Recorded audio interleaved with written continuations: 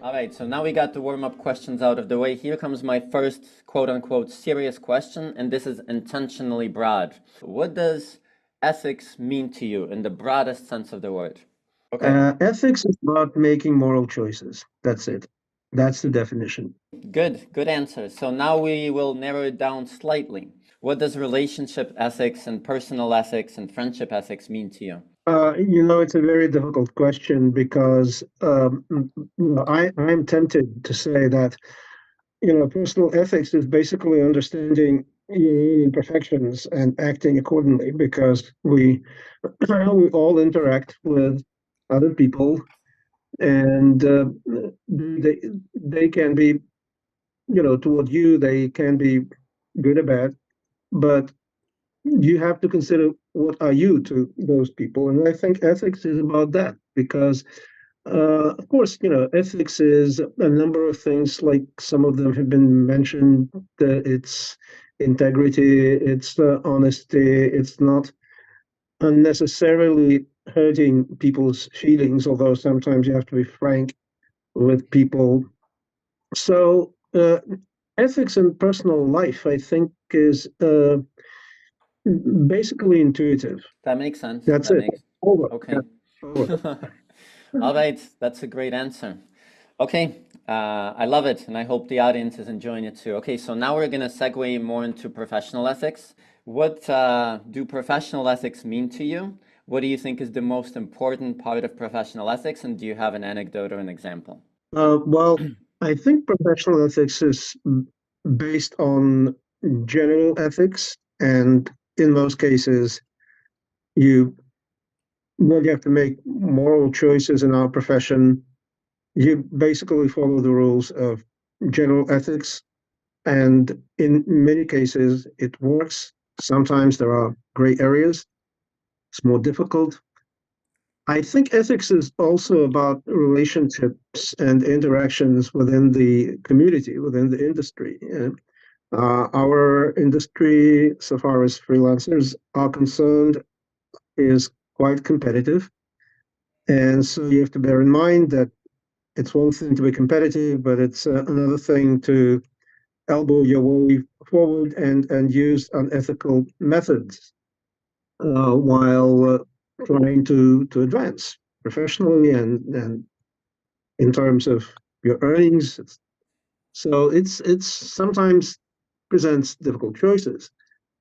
Uh, Also, I think one difficult thing for me, you wanted some personal insights.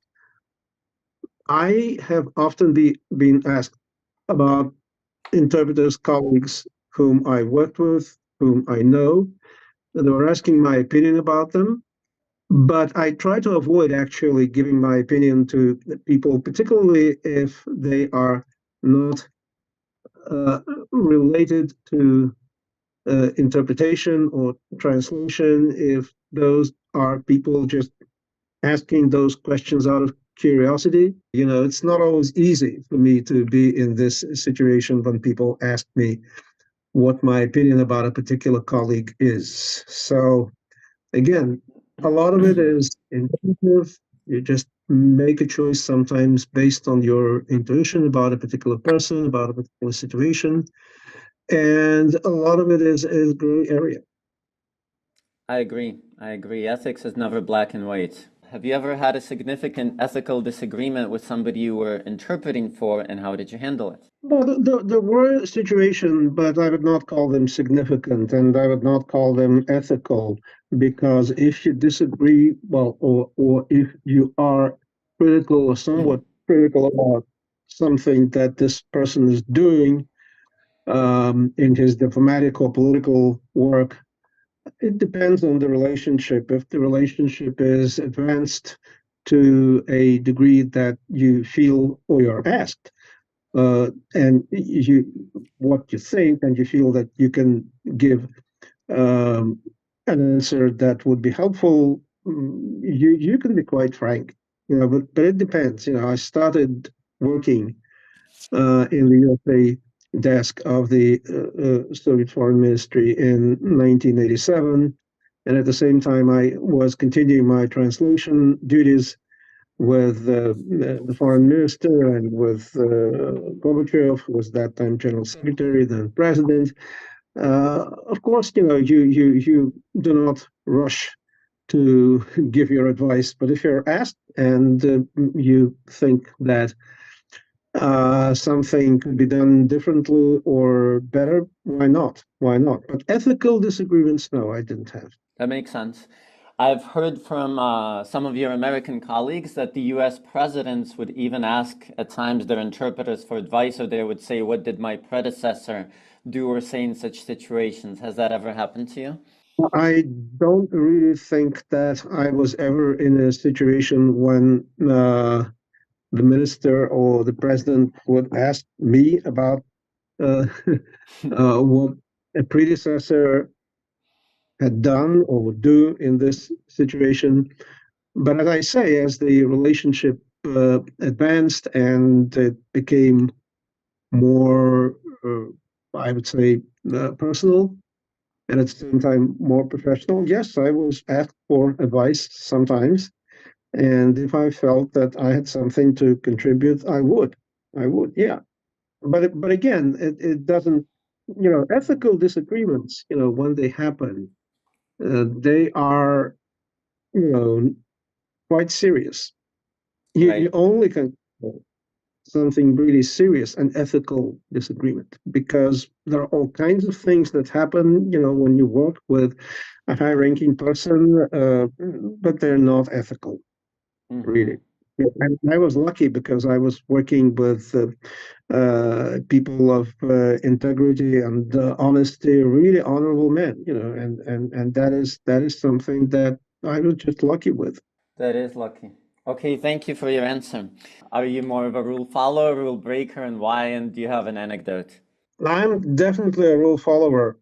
I have known, unfortunately, colleagues, I never mentioned them by name, who broke one of the important rules of our profession, which I think is ethical and professional, and that is you don't accept an assignment, you don't uh, venture into areas that you're not up to. Mm. And there are people who, without proper preparation, would agree to interpret at any conference, medical, communications, political, etc. Corporate in areas that the person is not familiar with, and or actually interpreting into a language or from a language that they are not very good at. So I've seen that, and that to me is really the worst thing that can happen if you work in the same booth because you are there.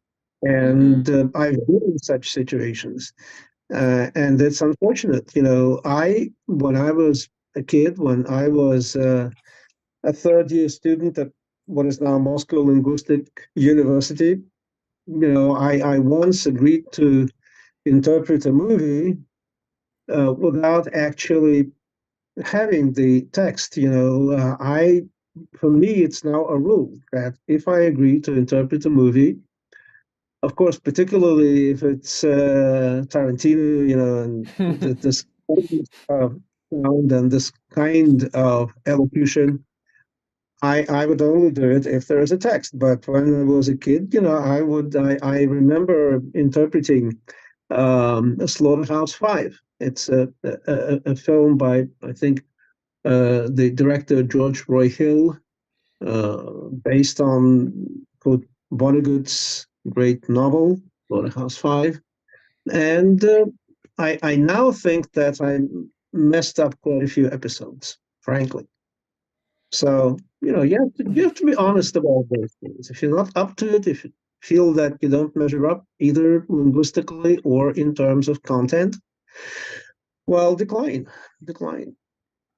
That's And that it. makes sense. That makes sense. And that's a rule I wouldn't break either. I think it goes to professional competence and being ethical. I agree completely. So now I'm going to raise a forbidden issue. I'm going to raise a slightly political question, but we're not going to make it political. We're going to make it linguistic because I was actually fascinated Fascinated and flabbergasted at the exchange that took place yesterday at the Oval Office. How much of it do you think happened because the interpreter wasn't used? The outcome would have been the same or almost the same, whether or not the interpreter was present.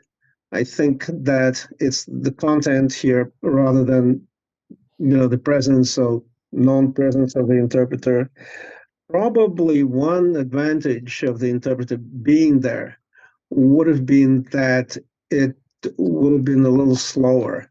And I agree that if it's a little slower, it gives time to perhaps calm down a little bit. But a lot of the intensity and a lot of the excitement, I think, was the result of what happened before. I've been to such press availabilities, as they're called, by American protocol people in the Oval Office more than a dozen times, I think. And normally it happens before the meeting, um, before the confidential part of the meeting starts, and the people, the principals who are asked questions are rather cautious. They don't want to dissipate the results of the negotiations. Here it was different. As I understand, they first had negotiations, and then they came out of the whatever place, whatever room they had negotiated in, and they had this press availability at the Oval Office. It's very, very rare that this becomes a negotiation or a press conference. What I remember, and I say that I've done this more than a dozen times with the president and with the foreign minister. It's normally done in a deliberately cautious manner. So it was the choice of the president, as I understand, and the vice president in particular, to make it a somewhat different situation. So, as I say, it's again, it's a gray area situation, and it's a little difficult to comment. What I do know is that if interpreters were present, had been present, and they would have been interpreting things like, I don't come here to play cards, or you have a weekend and things like that. Definitely, I'm absolutely sure that the media the next day or the same day would blame the interpreters for whatever happened. What actually happened, they would say this was interpreted in a culturally inappropriate way, or the dismissed the limits, and this and that. And so I'm actually happy that there were no interpreters there.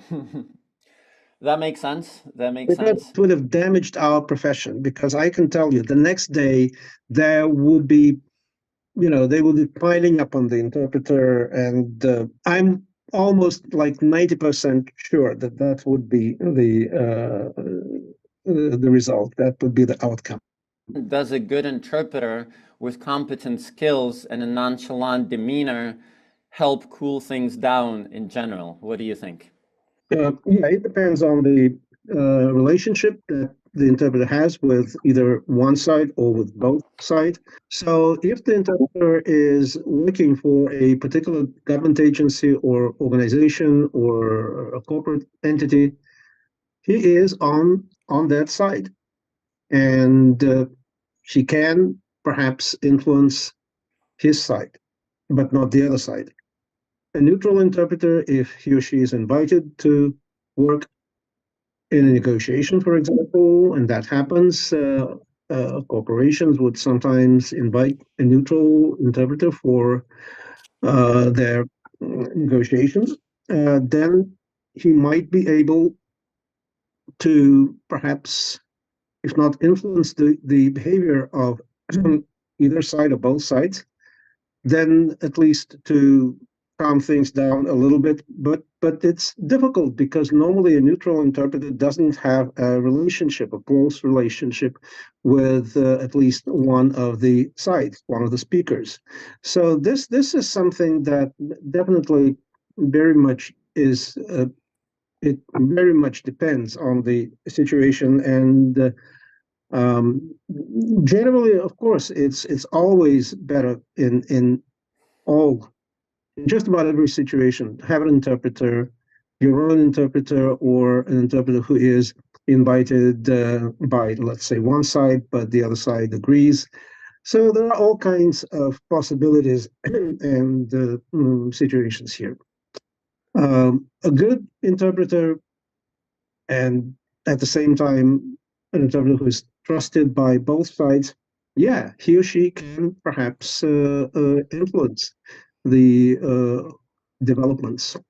Yeah, but you said that you wanted me to kind of talk about it without tying it to the particular situation that happened yesterday. But that's the difficulty. The situation that happened first of all, it is not at all clear what it was.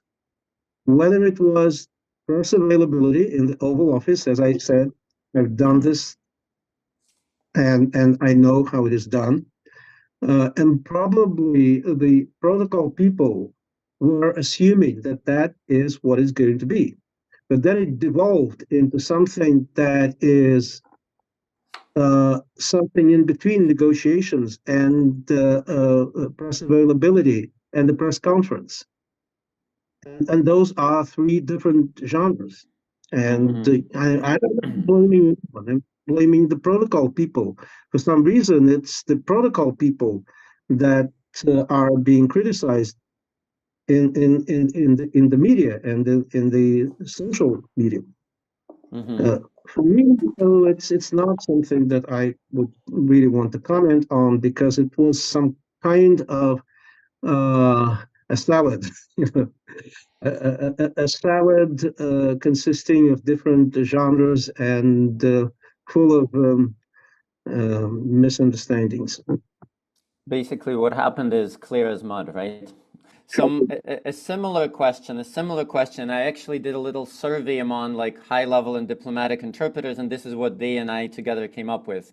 So what has been your approach when a leader says something potentially inflammatory or diplomatically problematic? Would you soften it? Would you not soften it? Or would you say? It happened at lower levels, not at the presidential level, I must say. I've been lucky, as I say. I worked with, on both sides, I worked with responsible people who knew the value of their words. But at lower levels, it did happen sometimes. I would normally not tone it down intentionally. Certain neutralization of style may happen if you just don't have enough repertoire, let's say, for things that might be rude or inappropriate. That may happen, but it's not intentional. So generally, my rule has been you don't tone it up and you don't tone it down. That makes sense. Now, I have a follow-up. Would you agree that we're obviously not interpreting only a speaker's words, but their intention? I've always been saying that this dictum that does exist, that we interpret meanings rather than words, is correct, but only up to a point, because there are plenty of words that require an exact equivalent. And here you interpret a word. If it's a sea-launched cruise missile, it's a sea-launched cruise missile in Russian and in English. And if you don't know that it is called Karambe in Russian and Slikum in English, or you hear the word Slikum and you don't know what the hell it is, well, we interpret words as well. Of course. But of course, if we properly interpret words and phrases and sentences, then I think the communicative intent is conveyed as well. Okay, and the reason I ask that question is because sometimes, obviously not at the highest diplomatic level, but sometimes speakers may not have the most brilliant command of a language. And as translators, also, we come across this all the time. Larry probably knows that people say or write one thing, but they actually mean another. And you may or may not call it a mistake, but I would tend to interpret or translate what I know the person means rather than what they actually said. Like, can you comment on that? Oh, well, sometimes a person just, misspeaks. He Mm-hmm. misspoke a particular word. He says Iran against instead of Iraq. That Mm-hmm. happens. If you are 100% sure, you don't ask for clarification. If you 100% sure that the person misspoke, you just say what you are 100% sure the person meant. That he meant Mm-hmm. Afghanistan rather than Azerbaijan, Mm-hmm. and Iran rather than Iraq, and things like that. But sometimes it is good to ask for clarification. When I Mm-hmm. worked in the foreign ministry, my colleagues told me that the rule in the foreign ministry, in the Russian Soviet foreign ministry, was that you never interrupt the speaker, you never tell the speaker, I have to interpret, you've been speaking too long. That was a no-no. And you don't ask for clarifications, but sometimes you must. Sometimes you must. It's your professional responsibility. And so I broke that rule on several occasions. Not very often. Not very often. A better way of doing it, actually, is if you have not understood a particular word, or if you're not sure whether perhaps he intentionally said Iraq rather than Iran, even though you think it should have been Iran, you just omit it. You omit it thinking that it'll become clearer in the next segment. Mm-hmm. And I've done this. It's a tricky, it's thin ice for an interpreter to do it Mm-hmm. like this, but I would sometimes do it. Mm-hmm. And in several situations, indeed, the intent of the speaker became clear in the next segment. So I was lucky. So you would sometimes take a risk of omitting something, and it may work. That's awesome. Guys, these are words of wisdom, like ask for clarification. This, Andre is a witness. I've said this many, many times. Like what Pavel just said is incredible, I think. So my next question is, this is actually from somebody else, but I'm going to relay it. As an interpreter who's also a member of the diplomatic corps, does your work ethic at all change? Would you ever insert yourself into the conversation because you're also a diplomat to smooth out misunderstandings? Well, only with the permission of the principal. Mm-hmm. Only if the principal, the minister, or the president allows you to do so. But it never happened to me. I would talk to them afterwards, but not during the interpretation. You really have to go with the flow, Mm-hmm. and you may think that this could have been done better. That the conversations has taken the wrong turn, but you never know. It could be intentional. It could be a surprise, even to the whole delegation. And normally, the interpreter is if he also acts as an advisor, he is just, it's in the nature of thing that he's not the most senior person in the delegation. You Mm-hmm. are not a junior person in the delegation. Right. I was a kid when I was working. I started working when I was less than 30. So Okay. Okay. Fascinating. before that, I worked at the UN, and he asked about, when one interprets, let's say, at the UN, and you feel a disagreement with the person who is speaking. Of course, at the UN, that happens every day. I interpreted Idi Amin, the famous president of Uganda, who had who did, many criminal things, and I just had to interpret him. Wow. Okay, when you and I talked personally, you shared something that I thought was fascinating about how the Russian and American interpretation team actually collaborated on terminology. Would you mind sharing this with our audience? Because I think it's the perfect paragon of like friendship and collaboration among interpreters. Do you remember? Uh, Indeed, when I was working in the Soviet delegation in the early 80s at the INF talks, the Intermediate Range Nuclear Forces talks, and also my colleagues at the START talks, the Strategic Arms Reduction talks. We definitely collaborated and compared notes with our American colleagues, and it was sometimes informal, but it was also very formal. When there were formal speeches at the negotiations, those speeches were interpreted by me and my colleagues into English. You always interpret your guy, so to say, into a foreign language. So we would interpret it into English, and then we would give our version of the translation to our American colleagues, and they would return it with their revisions and edits.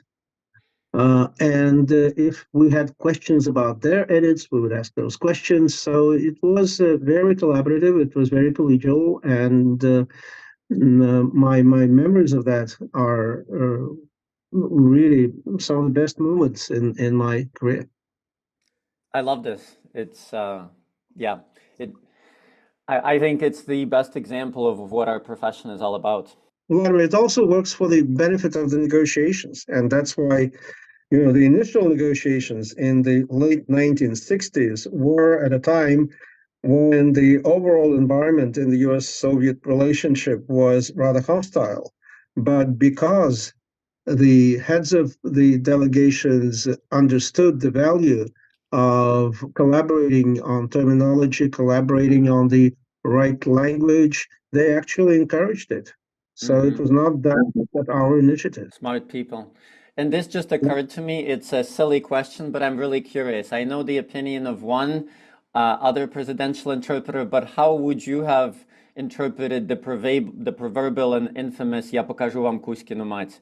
What would have been your translation? They'll be held to pay. They'll be held to pay. Interesting, interesting. Okay. It has the advantage of turning it down just a little bit by avoiding the word I. Mm-hmm. Okay, It's okay. less, and at the same time, it does what some people suggest. Just tone it down a little bit if possible. Yeah, Sorry. there is also things that you think everyone understands, Mm-hmm. and then someone would use it, and you would say, hey, how is it that I've been working in this job for like 10, 20 years and it never occurred, and now it's occurring, and I don't know how to do it. For Mm-hmm. example, famous phrase from the 19th century that has become a Russian proverb. Нельзя объять необъятного. Mm-hmm. What would you do? You can't Let me ask encompass you. I would say there's actually a similar phrase by Peter the Great. He said, Yeah. невозможно, небываемое бывает. And I would have said something like, the unhappenable happens, the impossible is possible. But for this, I would say, the encompassable is compassable, or something like that. I mean, compassable is not a word, but I would just do this probably. I don't know. Actually, the meaning here is that you can't Right, encompass what is right. encompassable. Mm-hmm. Well, anyway, I think, frankly, Oh, sorry. that would not, You can't embrace the unembraceable. I'm afraid that an American would not understand the phrase like encompass the encompassable. Embraceable. You can't embrace the unembraceable. Well, I came up with you can't embrace an infinite space, Okay, that's which good. sounds it's a little funnier. I like it. I Okay. like it. I asked, there was a conference at the ATA by your colleague from the Department of State, Nikolai Sorokin, and I fielded the same question to him about Kuzkin Amat. His version was "I'll show you hell." That's what he said he would have I'll show probably you- said. "I'll show you but hell." it's also hell to What? pay, and I'll show you hell. It's the same word is used. Hell. Yes, yes. Yeah. Okay, good. Probably just a few more questions and then we'll wrap up. But let's see, let's see. What unexpected challenges have you faced as a presidential interpreter that most people probably wouldn't know or think of about presidential interpretation? Well, just going from Moscow to New York and back uh, 10 times a year. Oh, wow. That was a big challenge. It really was. Right, right. Yeah. Okay. Physically, it was probably one of the more difficult uh, times in my life. Mm-hmm. But then I started to exercise. That helps. Good. Oh, that's actually a good question. That's actually a good question.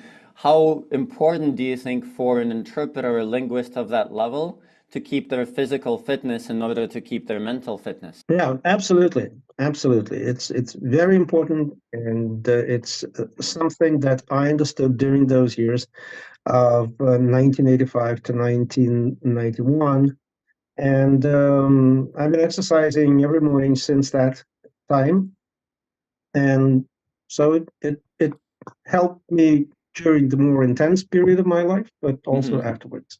Nice. Do you run, or may I ask what you do? I'm curious now. 30 minutes of exercise, 30 minutes of basically moving my hands and arms and legs and whatever.